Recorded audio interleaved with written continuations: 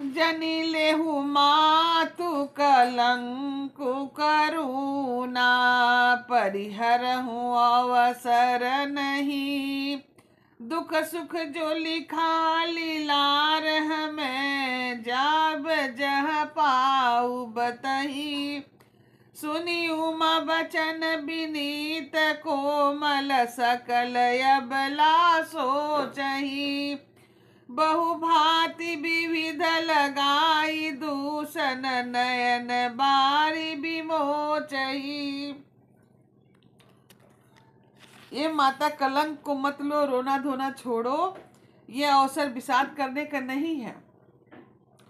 आप खुश होकर के मेरी शादी की तैयारी करो। पार्वती जी ने ऐसे बियन भरे कोमल वचन सुनकर के सारी स्त्रियां सोच करने लगी भांति भांति से कि विधाता को दोष देकर आंखों से आंसू पोंछ करके बहाने लगी।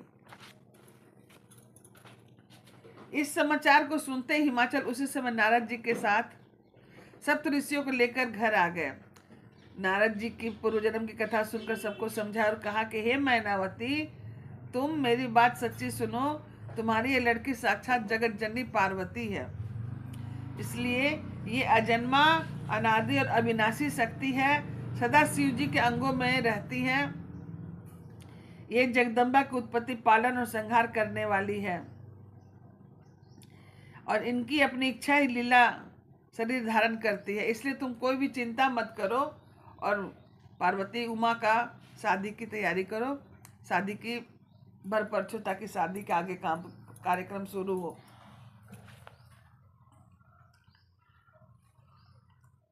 नारद जी बताते हैं पार्वती जी का जो जन्म हुआ है पहले, उसकी कथा किसको सुना रहे हैं? मैनावती को, ताकि इनका वियोग कम हो।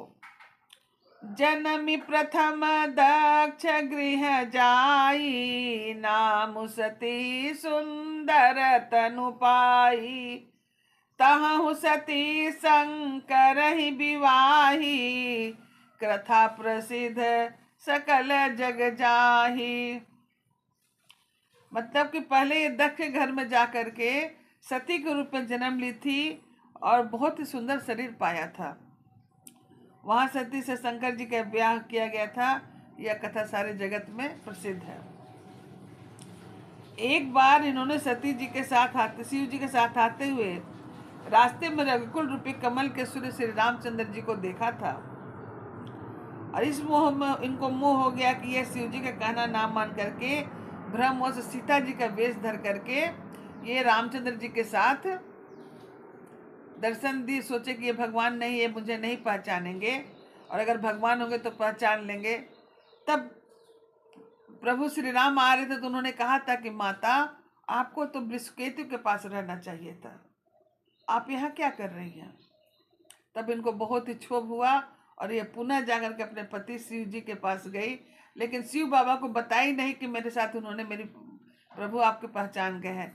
इसी कारण उन्होंने समाधि ले लिए थे और 87 साल वर्षों के बाद जब समाधि शिव जी बाबा की टूटी थी, तब उन्होंने देखा कि गौरा जी सती हमारे पैरों के पास बैठी हुई है, तो उनको वो आँख खोलने के बाद उनको अपने सामने स्थान दे दिए। बोले कि अब आपके साथ मेरा पति वाला धर्म नहीं रहेगा, आपके हमारे इष्ट देव भगवान आपको माता बोले हैं, इसलिए आपका स्थान मेरे सामने है, आप यहाँ स्थान ग्रहण करिए।